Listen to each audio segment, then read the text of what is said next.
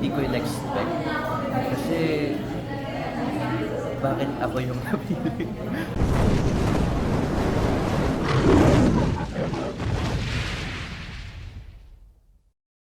Hi JC, kumusta? So, kumusta ba talaga yung kalagayan niyo ng lugar ninyo? Pinapakan.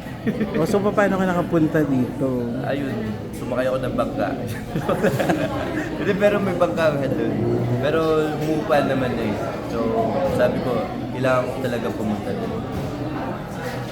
First question ko kasi, syempre, kilala ka namin as kapamilya actor. So, paano sa'yo napunta yung role dito? Share mo naman, and ano yung first, parang, anong naramdaman mo nung alam mong na-offer tong P77?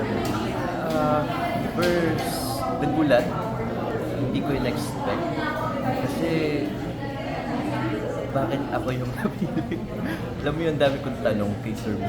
Pero, pinagdasal na lang namin. Maging grateful tayo sa lahat. And, nagulat din yung manager ko, si Sir Miko, na, nga, no, galing, no? Bakit nga ikaw? So, sabi ko, pinagdasal ko rin kasi to, sana makapag-project ako sa iba. And then, yun, kay Derek Caprido, sobrang gusto ko rin makatrabaho. And now, kinuha ko ng GMA. Sobrang, yung time na yun, naiyak ako. Kasi talagang ang daming artista sa GMA. Ang daming artista sa ABS-CBN na pwedeng kunin. Pero, binigyan nila ako ng tiwala na i-portray yung character ko. Kaya sobrang thankful ko sa kanila sa opportunity na to. And bilang kapamilya actor and working with kapuso actors, paano ka naman nakapag-jive with that? Parang normal lang din sa atin. Pero grabe yung makatrabaho si Barbie. Sobrang bait nila. Lahat ng nandito. And naka-work ko naman din sila direct. And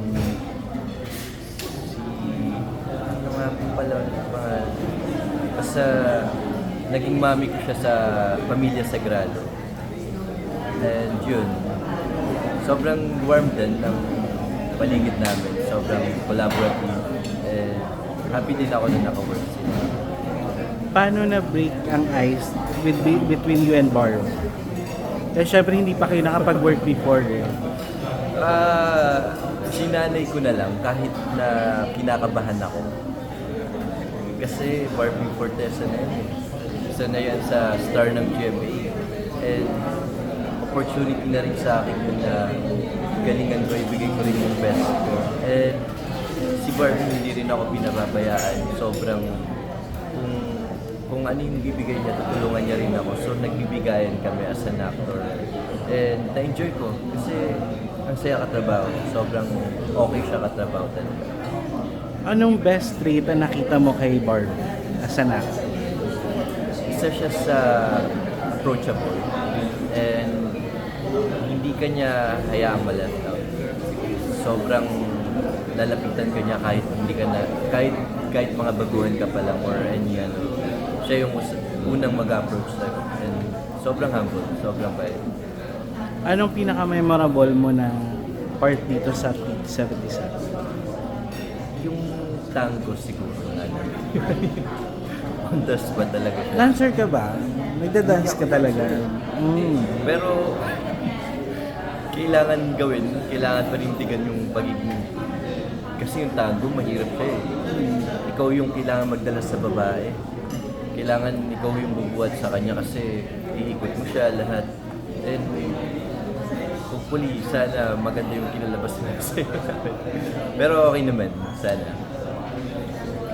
And eto na lang, ano yung best lesson na nakuha mo dito sa P77? Siguro, Maybe from the story and from working with other artists. from the story muna. Siguro,